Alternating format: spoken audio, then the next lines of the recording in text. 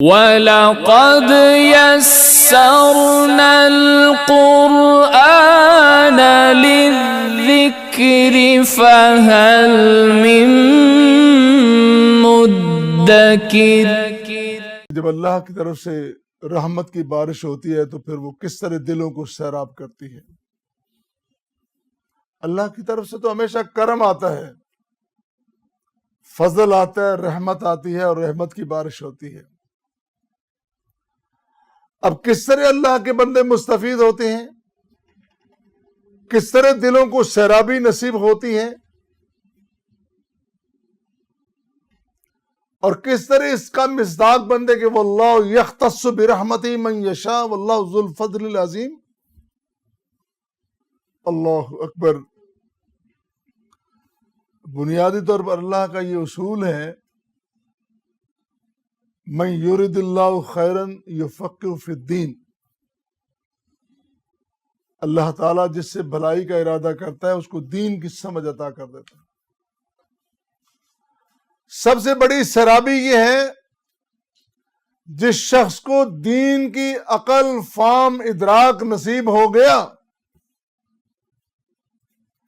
دنیا کے علوم کے دعوے کرنے والوں، دنیا کو فتح کرنے کے دعوے کرنے والوں، دنیا کے مناصب اور مقامات کو حاصل کرنے کے دعوے کرنے والوں، پہلے بات یہ سنو، اللہ کا اصول یہ ہے من یرد اللہ خیرا یفقہ فی الدین۔ اللہ تعالیٰ دین کی سمجھ عطا کر دیتا ہے۔ اگر تو تمہیں دین کی سمجھ ہے، اگر تو تم نے قرآن کے مفہوم کو سمجھ لیا، اگر تو تم نے مقام مصطفیٰ کو، پیغام مصطفیٰ کو سمجھ لیا تو سمجھو کہ تم بڑے اچھے ہو، تمہارے دل بھی سیراب ہو گئے ہیں اور تمہارے عقل و خرد کو بھی اللہ نے سیراب کر دیا ہے۔ اور پھر اللہ تعالیٰ نے تو بڑا احسان ابتدا میں کر دیا تھا، جہالتوں میں، حماقتوں میں، شرارتوں میں، بدنصیبیوں میں گھری ہوئی قوم، اللہ نے ایک احسان عظیم فرمایا، لقد من اللہ علی المؤمنین اذ بعث فیہم رسولا من انفسہم۔ اللہ تعالیٰ نے احسان عظیم کر دیا کہ پیغمبر آخر الزمان جناب محمد مصطفیٰ صلی اللہ علیہ وسلم جیسا نبی اور پیغمبر عطا کیا، اور اس پیغمبر کو قرآن ایسا عطا کیا، کتاب ایسی عطا کی، وہ کتاب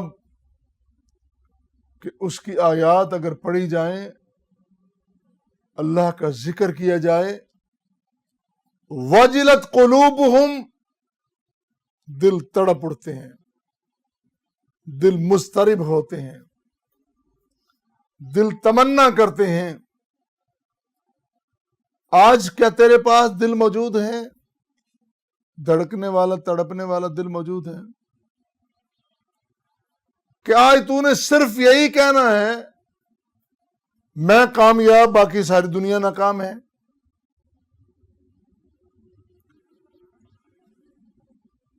اگرچہ موضوع سے متعلق تو نہیں ہے، لیکن آج کا سانحہ میرے سامنے ہے۔ کتنے افراد لقمہ اجل بن گئے، اور یہ وہ افراد ہیں جو میلوں سفر کر کے خوشیاں حاصل کرنے گئے۔ ذرا غور کریں وہ منظر کیسا منظر ہوگا، باپ اپنی بیوی، اپنے بچوں کے ساتھ گاڑی میں بیٹھا ہے، بچوں کو دکھا رہا ہے وہ دیکھو وہ برف باری ہو رہی ہے، بچے اچھل رہے ہیں، کود رہے ہیں، خوش ہو رہے ہیں، خوشیاں منا رہے ہیں۔ اچانک گاڑی رک جاتی ہے، آدھا گھنٹہ گزر گیا، اب پریشانی شروع ہو گئی، خوشی پریشانی میں بدل گئی کہ گاڑی نہیں جا رہی۔ بچے پوچھتے ہیں بابا گاڑی نہیں جا رہی، بچوں راستہ رکا ہوا، ابھی چلتی ہے، ابھی چلتی ہے، 1 گھنٹہ گزر گیا، 2 گزر گیا، 3 گزر گئے، دن گزر گیا، رات گزر گئی. کس طرح بچے خوشیاں مناتے، بچے باپ کے سامنے، اماں کے سامنے بلکنے لگے، رونے لگے، چلانے لگے. وہ باپ جو اپنے بچوں کو خوش کرنے کے لیے، اپنے بچوں کو خوشیاں دینے کے لیے پہاڑوں پہ چلا گیا ہے، خوشیاں دینے کے لیے، اب اسی باپ کے سامنے بچے بلکتے ہوں گے. بتاؤ وہ کیسا منظر ہوگا، کتنا عجیب منظر ہوگا. اور بلکتے، روتے، پیٹتے وہیں پہ لقمہ اجل بن گئے. وہ جو خوشیوں کا منظر تھا وہ ماتم کدہ بن گیا. اور صرف ماتم کدہ اس جگہ پہ، اس برف باری کے مقام پہ نہیں، آج سوشل میڈیا کا دور ہے، پوری دنیا اس کو دیکھ رہی ہے، پوری دنیا کو ہلا کے رکھ دیا، پوری دنیا کو. 2 باتیں قابل غور ہیں. کہاں گئے ہمارے صاحب اقتدار لوگ، جنہوں نے ان کو رستہ دینا تھا، جنہوں نے اس مشکل مقام پہ وہاں پہنچنا تھا، بلکتے بچوں کو بچانا تھا موت کی آغوش. کہاں گئے وہ لوگ؟ تم اتنے بے فکر ہو گئے، تمہیں یہ بھی یاد نہیں رہا کہ کل اللہ کی آج تو تم چھوٹ جاؤ گے.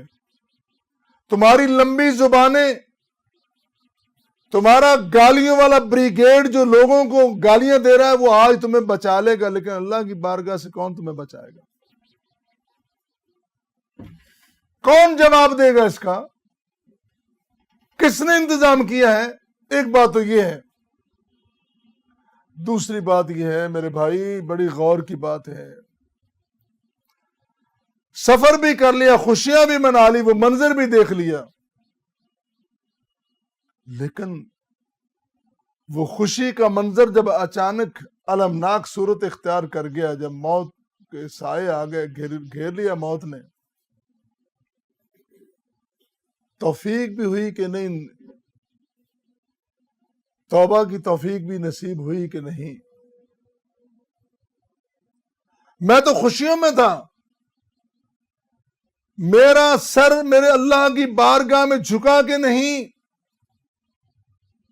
میرے اندر سے آواز کوئی آئی کہ نہیں،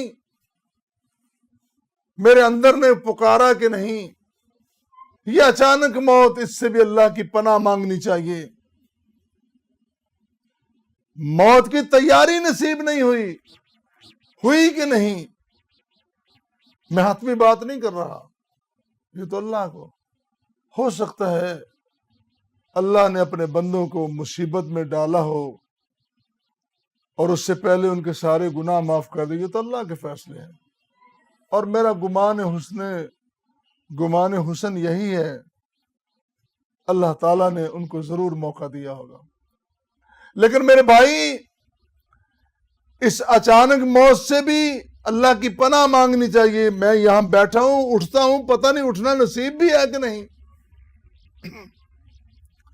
ہر وقت، ہر لمحے ہمیں اپنا احتساب کرنا چاہیے اور اللہ سے مانگنا چاہیے. اور اللہ تعالیٰ واللہ یختص برحمتہ من یشاء واللہ ذو الفضل العظیم، اللہ تعالیٰ اپنے بندوں کو ضرور سیراب کرتا ہے اپنی رحمت کی بارش سے، اپنی رحمتوں سے نوازتا ہے.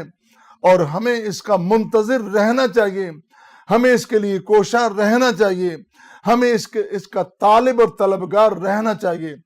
اللہ ہم سب کو اپنی امان میں رکھے، اپنے فضل و رحمت میں رکھے، اپنی رحمتوں سے نوازے. اللہ تعالیٰ ہمارے حال پہ رحم و کرم فرمائے، ہماری تمام پریشانی اللہ دور فرمائے.